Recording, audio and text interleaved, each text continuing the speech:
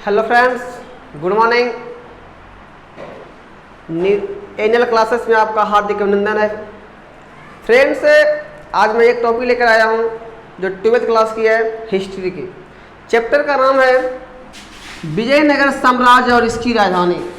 विजयनगर साम्राज्य और इसकी राजधानी के बारे में जानेंगे कि विजयनगर क्या था, विजयनगर के संस्थापक कौन थे और इसकी खोज और इसके इतिहास के बारे में अभी तीन ही टॉपिक पर बात करेंगे। तो उन बच्चों के लिए कक्षा 12th के उन बच्चों के लिए वीडियो काफ़ी फायदेमंद होगा जो 2022 में बोर्ड एग्जाम 12th में देने वाले हैं, क्योंकि इससे अक्सर क्वेश्चन विजयनगर से अच्छा क्वेश्चन पूछता है। तो फ्रेंड्स, वीडियो में बने रहे और विजयनगर के बारे में जो चर्चा कर रहे हैं उस पर थोड़ा ध्यान दें। फ्रेंड्स, आज हम तीन मुद्दे पर बात करेंगे। पहला मुद्दा कि था विजयनगर का एक झलक। दूसरा मुद्दा जो इसका है वो उसका है विजयनगर का खोज, और तीसरे बारे में जानेंगे विजयनगर का इतिहास। इन तीनों के बारे में आज हम बात करेंगे, डिटेल से बात करने वाले हैं फ्रेंड्स। तो वीडियो में बने रहिए और चलिए वीडियो को आगे स्टार्ट करते हैं। तो कक्षा 12th विजयनगर साम्राज्य और इसकी राजधानी 14वीं से 16वीं शताब्दी में क्या क्या हुआ था। तो फ्रेंड्स, विजयनगर का एक झलक। तो विजयनगर का अर्थ की बात किया जाए, विजयनगर का अर्थ जो होता है विजय का शहर होता है। क्या होता है? विजय का शहर होता है। चलिए आगे चलेंगे। तो विजयनगर के शहर, अब यहाँ पर इसके संस्थापक के बारे में जानेंगे कि विजयनगर का संस्थापक कौन थे। तो संस्थापक के बारे में हम जानेंगे कि विजयनगर के संस्थापक तो दो भाई थे जिनका नाम था हरिहर एवं बुक्का। हरिहर एवं बुक्का दो भाई थे जिनके पिताजी का नाम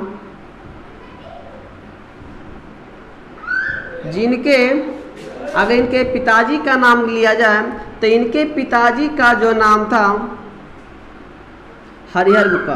अगर इनके पिताजी की बात किया जाए तो पिताजी का नाम संगम था। हरिहर एवं बुक्का दो भाई थे जिनके पिताजी की बात किया जाए तो इनके पिताजी का नाम संगम था। फ्रेंड्स, आगे बात करेंगे। विजयनगर के अर्थ समझ गए, फिर इसके संस्थापक जो थे और इनके पिताजी का नाम। तो संस्थापक जो थे 1336 ईस्वी में विजयनगर की स्थापना करते हैं दो भाई जिनका नाम था हरिहर एवं बुक्का। आगे बात करते हैं यहाँ के जो लोग थे, विजयनगर के लोग, यहाँ के लोग अलग अलग भाषा बोलने वाले, अलग अलग भाषा बोलने वाले एवं अलग अलग धर्म को अपनाने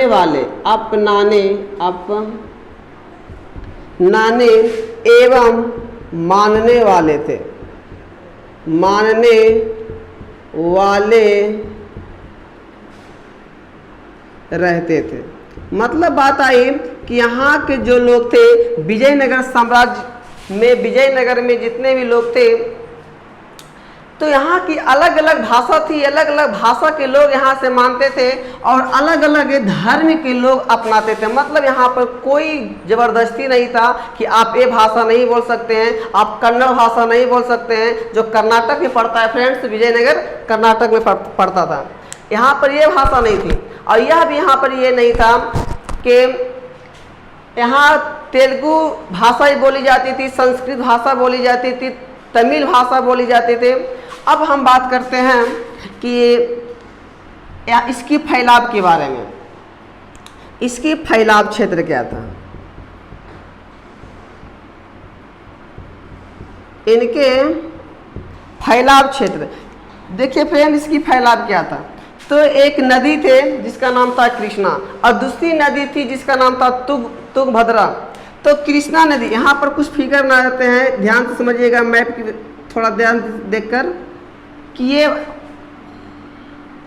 यहाँ पर जो दक्षिण, क्योंकि भारत के दक्षिण में पड़ता है कर्नाटक, मैप में देखिएगा दक्षिण में पड़ेगा, तो यहाँ पर यहाँ से एक नदी बहती थी, यहाँ से मान लेते हैं यहाँ से एक नदी इस प्रकार से बहती थी जिसका नाम था तुंगभद्रा, तुंगभद्रा।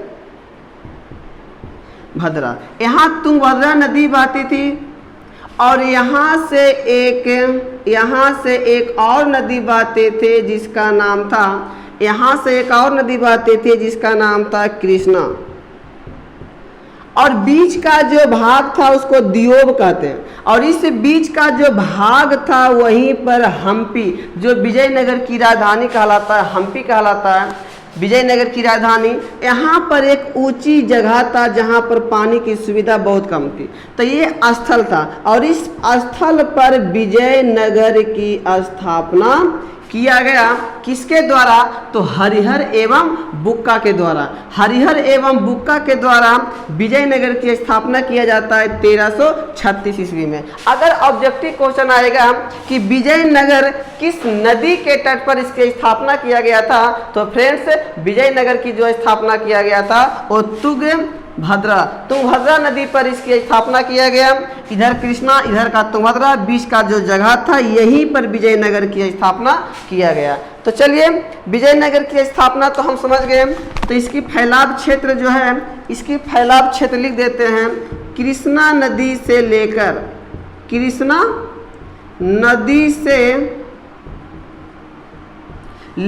कृष्णा नदी से लेकर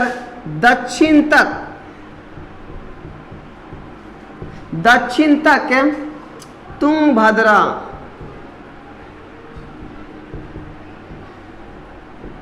नदी तक फैला हुआ क्षेत्र है।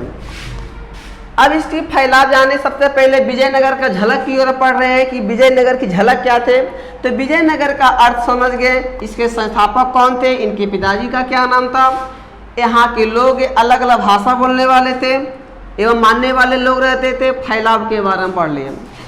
विजयनगर एक ऐसा साम्राज्य था जहां पर कुल 4 राजवंश शासन करते हैं, और वो 4 राजवंश कौन कौन से राजवंश शासन किए, कब से कब तक शासन किए, वो आज हम डिटेल से पढ़ने वाले फ्रेंड्स। तो वीडियो में बने रहिए।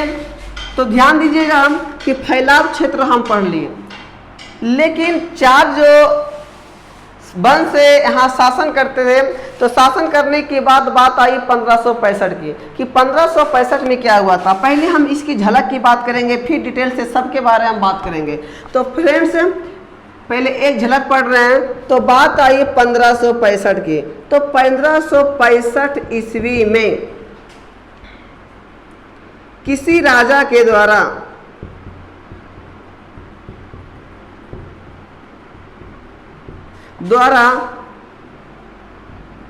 इस पर आक्रमण कर दिया जाता है,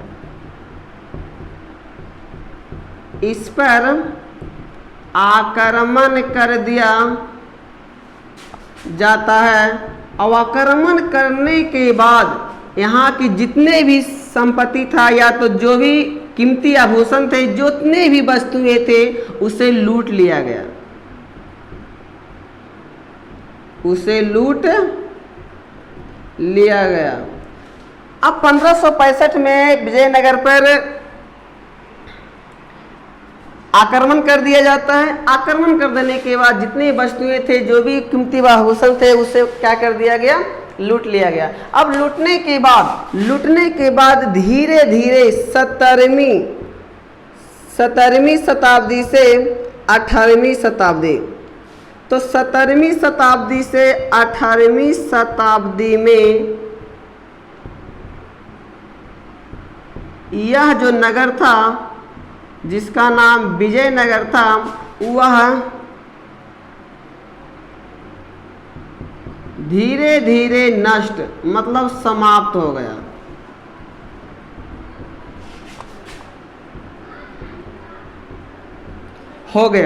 समाप्त। तो ये वंश 17वीं शताब्दी और 18वीं शताब्दी के मध्य 1615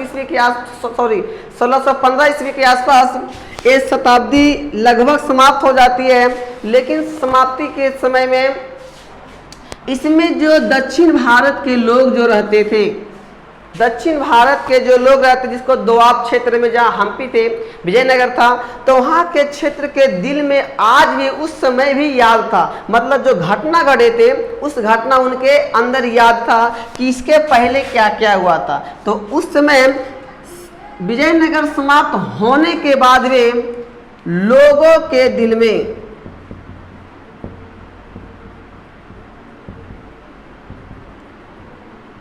यह बात खटकती रहती थी, मतलब उनको याद था, खटकती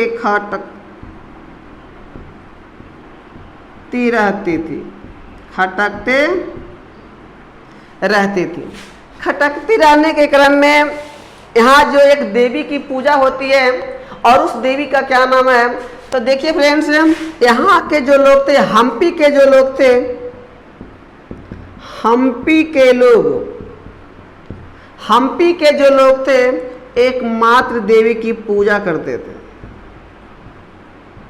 मातृ देवी के पूजा करते थे, जिनका नाम था पंपा देवी।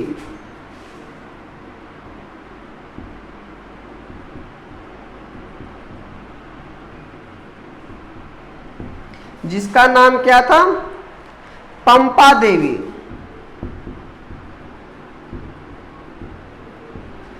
वहाँ के जो लोग थे, स्थानीय जो यहाँ के निवासी के लोग थे, दोआब क्षेत्र के जो लोग थे, वो एक देवी की पूजा करते थे जिनका नाम था पंपा देवी। अब पंपा देवी इनका नाम था, इनकी पूजा करते थे। पंपा बताया जाता है कि पंपा देवी के नाम पर इसका नाम हम्पी रखा जाता है, जो विजयनगर की राजधानी हुआ करता था।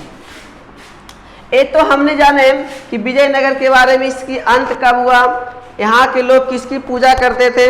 अब पूजा करने के बाद हम अब एक झलक तो पढ़ लिए, अब हम इसके बारे में जानेंगे कि विजयनगर, जो अगला जो टॉपिक है विजयनगर, तो विजयनगर की पहले खोज जानेंगे कि विजयनगर का खोज किस प्रकार हुआ था।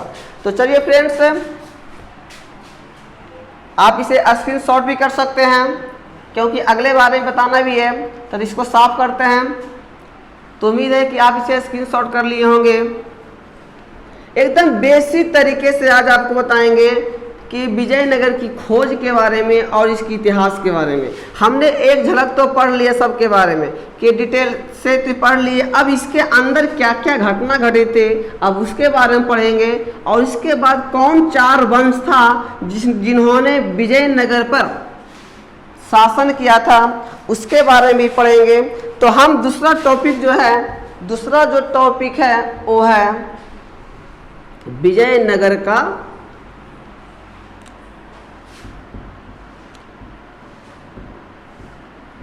खोज, विजयनगर का खोज के बारे में पढ़ेंगे।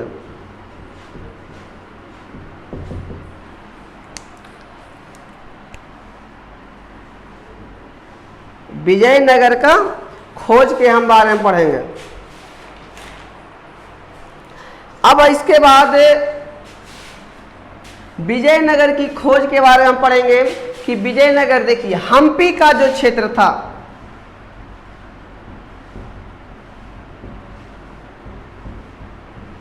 हम्पी का जो क्षेत्र था, वह श्रेय जो दिया जाता है, हम्पी का श्रेय, क्षेत्र का श्रेय जो दिया जाता है, उनका नाम कॉलिन मैकेंजे,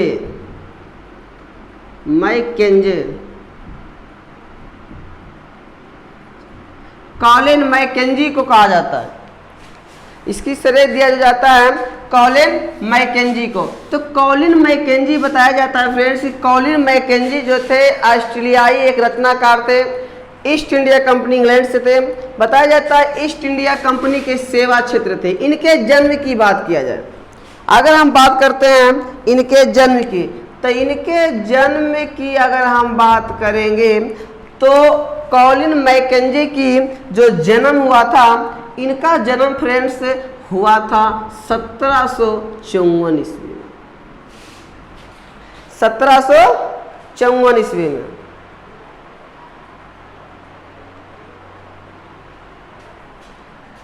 इनका जो जन्म हुआ था वो 1754 में हुआ था, और 1754 में इनका जन्म तो हो गया था। जन्म होने के बाद ये जन्म तो इनको हो गया था, तो जन्म होने के बाद ईस्ट इंडिया कंपनी के ये सेवा क्षेत्र थे। ईस्ट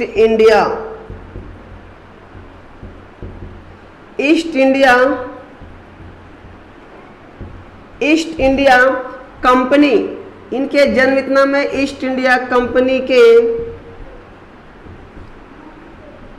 सेवा क्षेत्र थे। सेवा, अगर बात आई ईस्ट इंडिया कंपनी की, तो ईस्ट इंडिया कंपनी की स्थापना की अगर बात किया जाएगा, तो ईस्ट इंडिया कंपनी की जो स्थापना हुआ था वो 31 दिसंबर 1600 ईस्वी में हुआ था। 31 दिसंबर 1600 ईस्वी में। तो ईस्ट इंडिया कंपनी के सेवा क्षेत्र थे, वे इंजीनियर, सेवा क्षेत्र थे, ये इंजीनियर,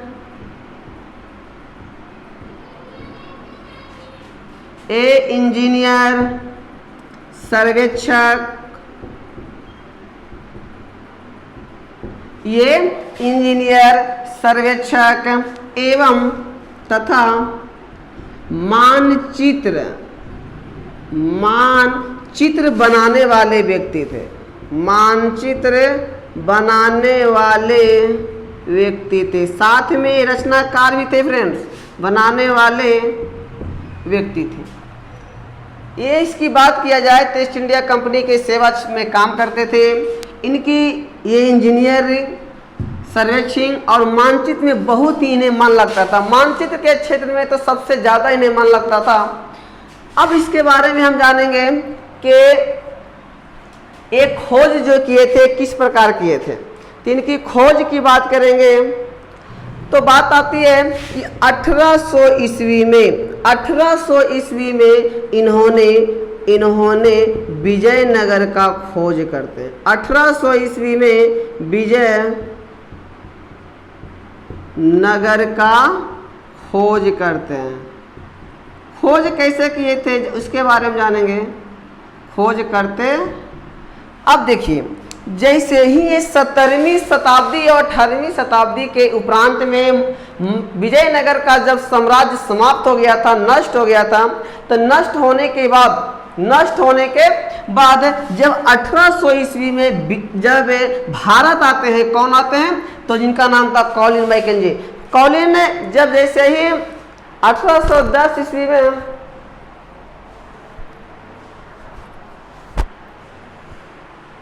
चलिए 1810 ईस्वी में 1800 ईस्वी में आने के बाद ये क्या करते हैं, विजयनगर का खोज करते हैं। और विजयनगर के खोज करने के बाद वो जानते हैं कि यहाँ पर क्या क्या घटना घटा था, किसने इसके संस्थापक थे, संस्थापक जब किए थे तो साहित्य क्या था, इसके वंश के बारे में बातें करते हैं।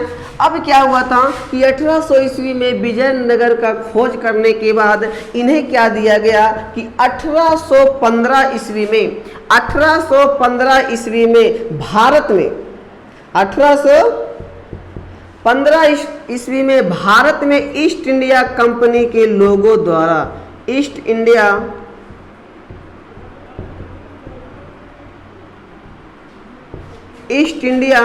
कंपनी के लोगों द्वारा 1815 ईस्वी में ईस्ट इंडिया कंपनी के लोगों द्वारा इन्हें कॉलिन मैकेंजी को इन्हें क्या दिया गया, एक पद दिया जाता है इस पद का नाम है सर्वेयर जनरल ऑफ इंडिया।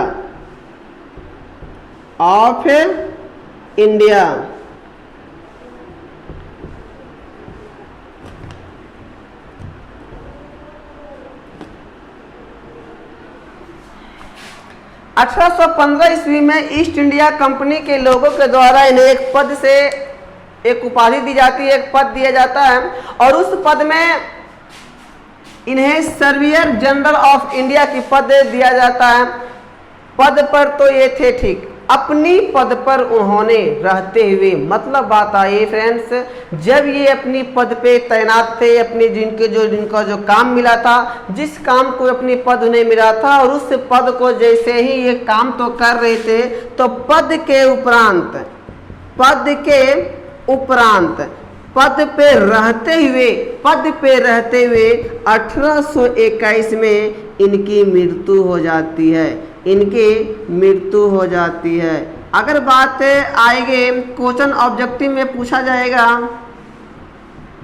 कि कॉलिन मैकेंजे का मृत्यु कब हुआ, तो 1821 में। कैसे हुई, तो अपनी पद पर रहते हुए इनकी मृत्यु हो जाती है 1821 ईस्वी में। अगर इनकी जीवनी के बारे में भी क्वेश्चन पूछा जाएगा कि कॉलिन मैकेंजे की जीवनी को विस्तार से चर्चा करें, तो आप आराम से इसे इस प्रकार से कर सकते हैं। अब ये 1821 में तो इनकी मृत्यु हो गई, तो क्या इसके बाद भी कोई वैज्ञानिक आए थे, कोई यात्री आए थे? आने के बाद क्या क्वेश्चन आता है कि आने के बाद क्या जो इनकी खोज जो कर रहे थे कि इस पर जो आक्रमण किया थे, जैसे नष्ट हो गया था, तो नष्ट होने के बाद कौन कौन सा वैज्ञानिक ने इसकी खोज करते हुए बताते हैं कि कौन कौन सा ऐसा वंश था जिन वंशों ने यहाँ पर शासन किया, और उसमें सबसे प्रतापी राजा कौन थे, उसके बारे में करते हैं। फ्रेंड्स देखिए, प्रतापी राजा की बात आई तो विजयनगर साम्राज्य में सबसे बड़े प्रतापी राजा कोई थे, जिनका नाम था कृष्णदेव राय, जो तुलुव वंश से बिलोंग करते थे। तुलुव वंश के बारे में जानेंगे, तो हम इसके बारे में बाद में करेंगे चर्चा। तो पद पे रहते हुए 1821 ईस्वी में इनकी क्या हो जाती है, मृत्यु हो जाती है। और मृत्यु हो जाने के बाद बात आती है 1836 की। तो 1836 ईस्वी में बहुत सारे वैज्ञानिक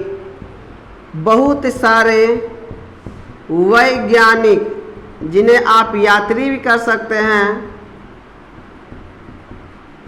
बहुत सारे वैज्ञानिक आए 1836 में। आने के बाद कर्नाटक पहुंचते हैं। कर्नाटक पहुंचने के बाद जहाँ साहित्य जो था वो 4 प्रकार की भाषाएं थे। आने के बाद उस भाषा में, जैसे भाषा का नाम कुछ ले लेते हैं, भाषा का नाम हम कुछ ले लेते हैं। वहाँ जो थी भाषा का नाम कन्नड़ था, जहाँ कर्नाटक के लोग भाषा बोलते हैं कन्नड़। आज भी कर्नाटक में लोग कन्नड़ भाषा बोलते हैं। तमिल भाषा था, तमिल, क्योंकि वहाँ तो अलग अलग धर्म के लोग रहते थे ना, तमिल भाषा था, अलग अलग धर्म के मानने वाले लोग रहते थे। कन्नड़ हो गया, तमिल हो गया, तेलुगु भाषा था, और संस्कृत भाषा था। 1836 में बहुत सारे वैज्ञानिक वहाँ आते हैं, और आने की बाद साहित्य के क्षेत्र, जो वहाँ की जो साहित्य था, जो विजयनगर साम्राज्य देखने योग्य साम्राज्य माने जाते थे, तो इसके बारे में भाषा में भी क्या करते हैं, अपनी तरफ से बताते हैं। और बताने के बाद विजयनगर का खोज होता है। आगे क्या होता है, जो तीसरा के बारे में जो बात करेंगे, वो विजयनगर का इतिहास क्या था, उसमें बहुत ही अच्छे पॉइंट आने वाले हैं। उसमें वहाँ के राजा कौन थे, सब कुछ बात करेंगे, किसने किसको गिरफ्तार किया, बाद में डिटेल से बात करेंगे फ्रेंड्स। तो आज हमने पढ़े कि विजयनगर की खोज के बारे में, कि विजयनगर की खोज कैसे हुआ। तो विजयनगर की खोज की बात किया जाए, जिसे हम्पी राजधानी बताया जाता है, ये खोज कॉलिन मैकेंजे ने किए थे। इनका जन्म 1754 में हुआ था। ये ईस्ट इंडिया कंपनी के सेवा क्षेत्र थे। ईस्ट इंडिया कंपनी के क्या थे, सेवा क्षेत्र में काम करते थे। आगे बात किया जाए, इंजीनियर थे, सर्वेक्षक थे, एवं मानचित्र के क्षेत्र में काफी नॉलेज इनके पास। इंजीनियर तो थे ही, लेकिन इंजीनियर के क्षेत्र में भी काफी नॉलेज इनको, मानचित्र के में भी नॉलेज, में बहुत सारा नॉलेज था। तो मतलब मानचित्र में बहुत सारे नॉलेज के इनके बारे में, बहुत सारे ये मानचित्र के बारे में बताते, काफी नॉलेज इनके पास था। बात आती है कि 1800 ईस्वी की। तो 1800 ईस्वी में जैसे ही आते हैं, आने के बाद विजयनगर की खोज कर देते हैं। और विजयनगर की खोज करने के बाद, जैसे ये खोज करते हैं फ्रेंड, तो खोज करने के बाद 1815 में इसे एक पद दे दिया जाता है ईस्ट इंडिया कंपनी के लोगों के द्वारा, जिस पद का नाम रहता है surveyor general of India. Surveyor general of India, ये पद इन्हें दे दिया जाता है। और इनकी मृत्यु की बात किया जाए तो ये अपनी पद पे रहते हुए, ये पद पे जैसे उस समय थे तो पद पे रहते हुए इनकी मृत्यु हो जाती है 1821 ईस्वी में। फिर 1836 ईस्वी में बहुत सारे वैज्ञानिक आते हैं और इन क्षेत्रों में भाषा जो क्षेत्र था उनके बारे में विस्तार से अध्ययन करके विजयनगर के बारे में बताते हैं। तो हमने पहले पढ़ा कि विजयनगर के एक झलक के बारे में, उसके बाद हमने पढ़े कि विजयनगर के खोज। अब तीसरा जो है फ्रेंड्स वो है विजयनगर का इतिहास। अब इनके बारे में जानेंगे कि विजयनगर का इतिहास था क्या, विजयनगर के इतिहास में हरिहर एवं बुक्का का योगदान क्या था। और इनका ही बहुत बड़ा रोल था, बहुत बड़ा योगदान हरिहर एवं बुक्का थे, जिन्होंने 1336 ईस्वी में एक संगम वंश के संस्थापक बनते हैं और गद्दी पर बैठते हैं। तो उनके बारे में जानेंगे। ये जो तीसरा जो है फ्रेंड्स जिसका नाम है विजयनगर,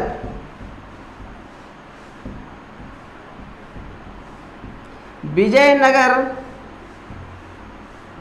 का इतिहास। अब विजयनगर के इतिहास के बारे में जानेंगे कि विजयनगर के इतिहास किस प्रकार था। तो देखिए फ्रेंड्स, विजयनगर की स्थापना की इसके पहले तो हमने बात कर ही लिया था कि इसकी स्थापना जो हुआ था वो 1336 ईस्वी में, मतलब शताब्दी की बात किया जाए तो इनके शताब्दी 14वीं शताब्दी में हुआ था, 14वीं शताब्दी में। अब यहाँ पर बात करेंगे तो यहाँ लिखेंगे कि विजयनगर की जो स्थापना हुआ था वो 14वीं शताब्दी में हुआ था, 14वीं शताब्दी में। देखिए फ्रेंड्स 1325 से 51 के बीच में एक राजा, दिल्ली सल्तनत का एक राजा थे जिनका नाम जो था, काफी गर्मी है,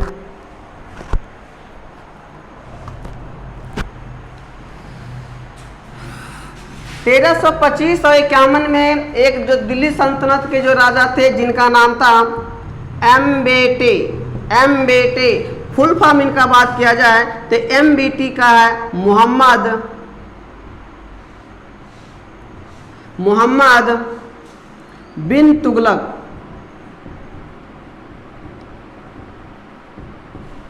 एमबीटी मोहम्मद बिन तुगलक, एमबीटी एक राजा थे जिन्हें पागल सुल्तान के नाम से भी जाना जाता। फ्रेंड्स ये ऐसा राजा थे जिन्हें पागल सुल्तान के नाम से जानते हैं। पागल सुल्तान मतलब अपने निर्णय को बदलने में बहुत तेज थे, पल भर में घंटा 2 घंटा, दिन 2 दिन, 4 दिन, 5 दिन, 8 दिन, महीना, साल के अंदर ही अपने निर्णय को चेंज करते रहते थे। अभी कुछ और बोले, घंटा 2 घंटा के बाद अपना नियम को फिर चेंज कर दिए कि नहीं ऐसा नहीं होना चाहिए। अभी ये जनता के प्रजा को अगर ये सहायता दे रहे हैं तो 2 घंटा के बाद बोलेंगे नहीं, इस सब प्रजा को सहायता नहीं देना है। मतलब ये पागल सुल्तान थे, कब इनका नियत बदल जाता था कोई कह नहीं सकता। तो 1325 की बात था, एक जगह था कर्नाटक में जिनका नाम था काम्पिल एक जगह था जहां पर सुल्तान की सेना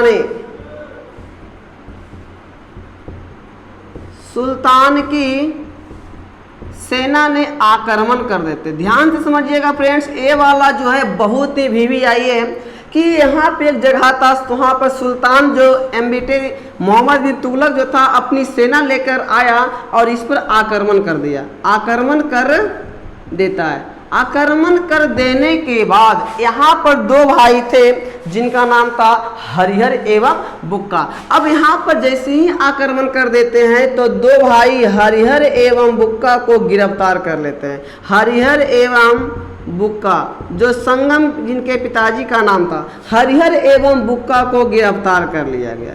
अब सोचिए, ये तो लड़ने के लिए आया था, लड़ने आने के दरमियान में दोनों भाइयों को गिरफ्तार कर लेता है और गिरफ्तार करने के बाद ये अपनी जहाँ पे शासन चलाते दिल्ली, वहाँ दिल्ली गद्दी पर वहाँ ये लेकर चले जाते हैं। लेकर जाने के बाद जबरदस्ती जिसे आप कह सकते हैं,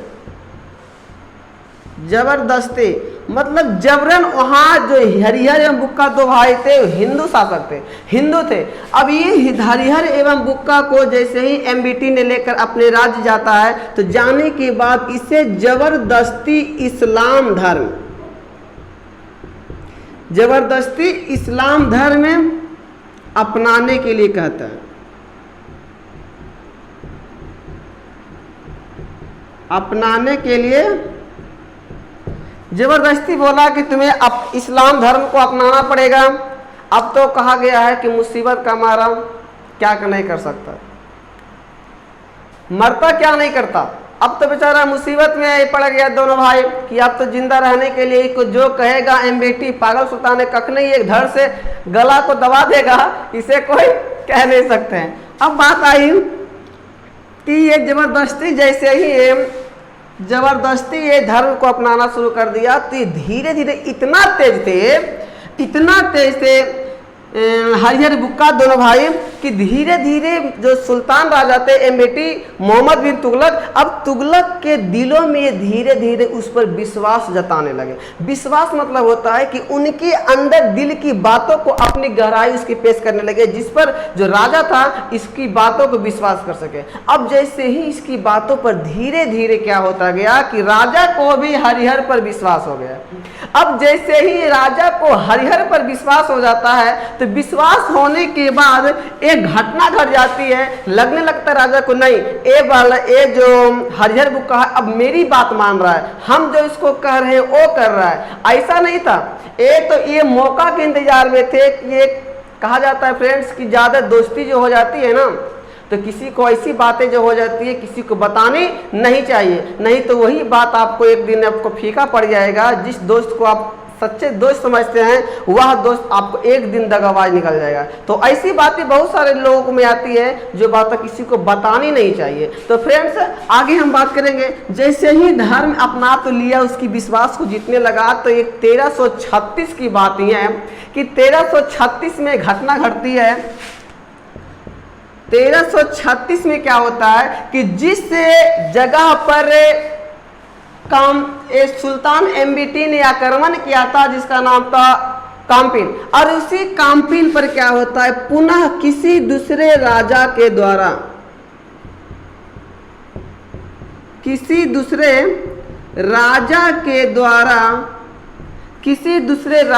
द्वारा आक्रमण कर लिया जाता है, आक्रमण कर दिया गया। अब ध्यान दीजिएगा 1336 में पुनः क्या हुआ कि उसी के जो काम्पिल जगह था उस पर दूसरे लोगों का आक्रमण। जैसे ही पता चला एमबीटी को, तो पता चलने के बाद जिस पर ज्यादा विश्वास अब धीरे धीरे दिलाने लगा था वो था हरिहर बुक्का। तो हरिहर बुक्का को कहता है राजा एमबीटी के तू ऐसा करो, वहां पर जिस जगह को हमने आक्रमण किया था वहां पर कोई और राजा आक्रमण कर रहा है, ऐसा करो तुम क्यों ना उसके पास जाओ और जाने के बाद युद्ध को लड़ाई लड़ो। यही मौका के इंतजार में थे, यही मौका के इंतजार में थे हरिहर बुक्का की कब तू हमको वापस भेजता है, यही तो मौका कह रहे हैं। जैसे ही अपनी सेना को साथ, अब क्या हुआ कि अपनी सेना जो एमबीटी का जो सेना था मोहम्मद बिन तुगलक, अपनी सेना जो था हरिहर बुक्का के साथ, जो हरिहर बुक्का दो भाई थे, हरिहर बुक्का के साथ लड़ाई को लड़ने भेज देते हैं, लड़ने भेज देते हैं। अब ध्यान दीजिएगा, लड़ाई को जैसे लड़ने के लिए भेजा कि इनका एक दोस्त, इनका एक गुरुजी थे जिनका नाम था संत विधारनय। अब संत विधारनय जो उनके गुरुजी थे हरिहर बुक्का के, तो संत विधारनय से मिल जाता है। अब मिलने के बाद जैसे ही मिलते हैं तो इनका नियत चेंज हो जाता है, क्योंकि ये हिंदू थे, यही मौका के इंतजार में थे। अब जिस सेना के साथ वे आए थे काम्पिल पर लड़ने के लिए, उसी के खिलाफ ही लड़ाई को लड़ना शुरू कर देते हैं। लड़ाई को लड़ते लड़ते इन्होंने क्या किया कि उसे जीत जाते हैं और अपनी सेना अपनी साम्राज्य को और क्या कर लिया, विस्तार कर लिया। जैसे ही पता चला तुगलक को कि ये हमारी सेना के खिलाफ दोनों भाई झगड़ा कर रहा है, तो अब क्या कर सकते हो? अब तो वहाँ जाल से छूट के वापस आ गया, अब लड़ो उससे जाकर कितना लड़ते हो। अब बात आई कि जब ये अपनी विस्तार को जब बड़ा करने लगा, तो विस्तार करने के बाद 1336 में ही राजा आक्रमण कर दिया था। और वही 1336 ईस्वी में क्या हुआ कि विजयनगर की स्थापना कर देते हैं, विजयनगर के स्थापना कर देते हैं। कौन? तो हरिहर और बुक्का जो भाई था, हरिहर एवं बुक्का दोनों भाई किस नदी के तट पर? तो नदी का नाम इसके पहले ही बताए थे फ्रेंड्स, उस नदी का जो नाम था वो तुंगभद्रा नदी था।